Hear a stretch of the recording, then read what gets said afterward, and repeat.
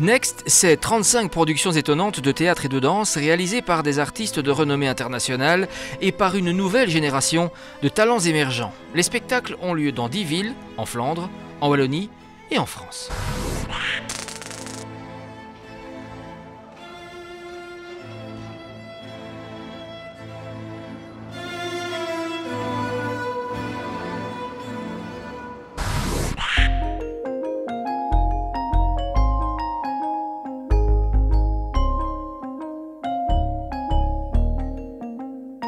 Et même si elle semble aujourd'hui dans notre temps, la magie Martine opère toujours auprès des plus petits.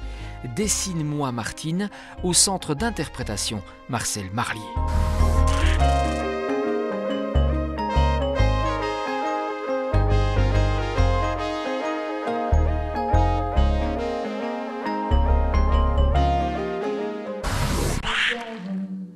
Mélissa Maillet ne chante pas Nougaro comme une banale copie de l'immense artiste. Non, elle transcende plutôt la voix du taureau pour faire de ses interprétations ses propres hypothèses de vie. Et le moment fatal où le vilain mari d'une prince charmant, où l'amour, son bel amour, il ne va pas mieux cher contre calendrier.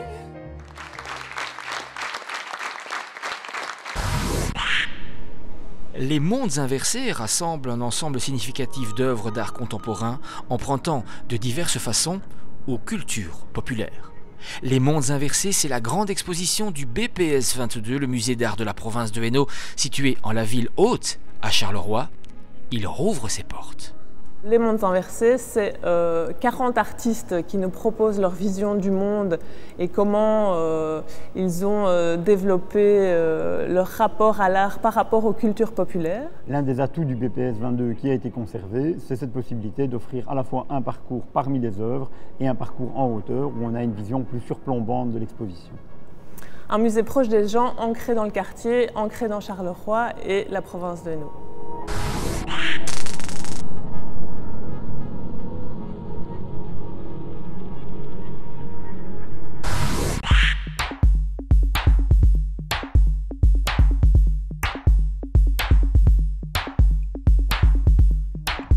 Cette exposition plonge le visiteur dans un univers d'images fantomatiques qui surgissent puis disparaissent du regard sous des effets d'ombre et de lumière. Les images ne se dévoilent que si le visiteur s'y attarde, laissant apparaître des phénomènes mystérieux ou des passages inexplorés.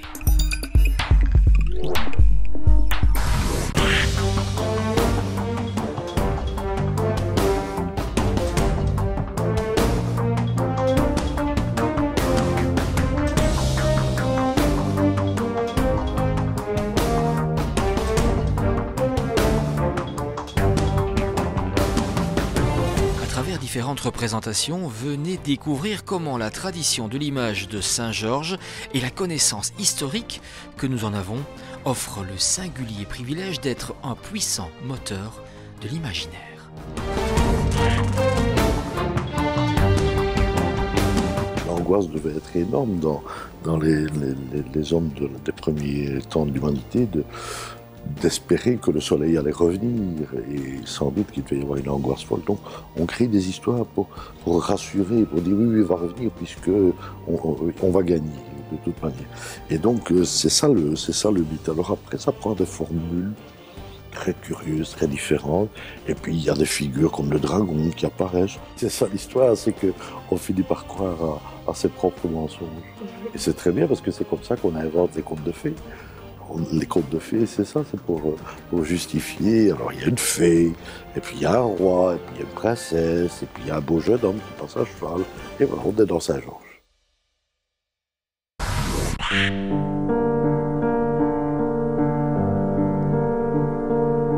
De la dispute entre Arthur Rimbaud et Paul Verlaine, au coup de feu qui fut à l'origine du procès judiciaire à l'encontre de ce dernier, en passant par la prison de Mons où Verlaine séjourna, l'exposition tient à rendre à ce grand poète une part de ce qu'il a donné aux écrivains et à la littérature.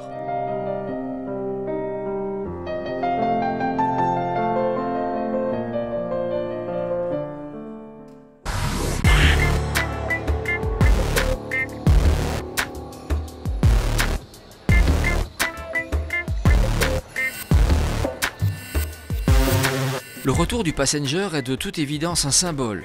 Sur les traces de Van Gogh et Verlaine, Arne Quins revient à Mons après une période de turbulence.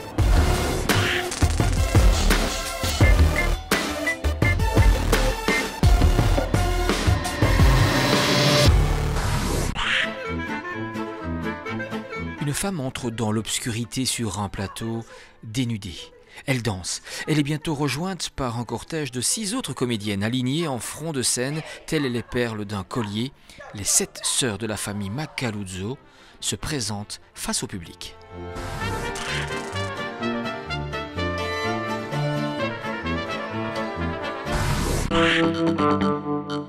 Anne Masson et Éric Chevalier associent leur démarche depuis des dizaines d'années.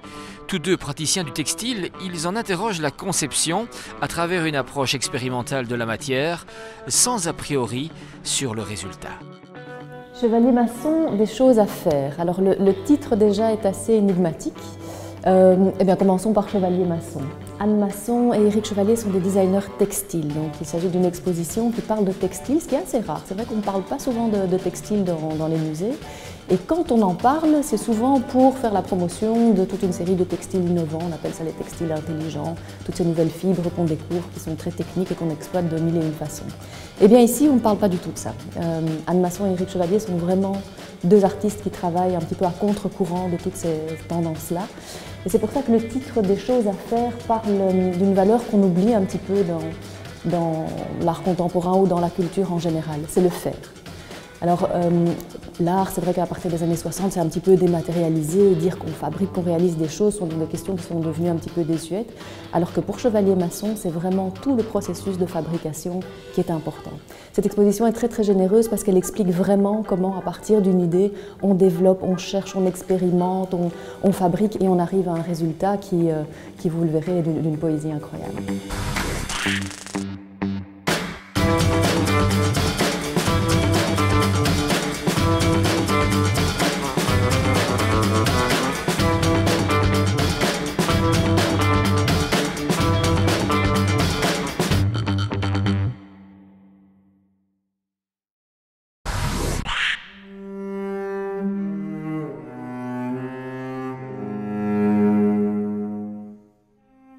Voici une exposition qui mêle patrimoine, parcours multisensoriel et art contemporain. Elle aborde la problématique de la cécité dans les arts plastiques selon 3 axes. La vie et l'œuvre de Cécile Douard, les travaux de plasticiens mâles ou non-voyants et une sélection d'artistes contemporains inspirés par la thématique.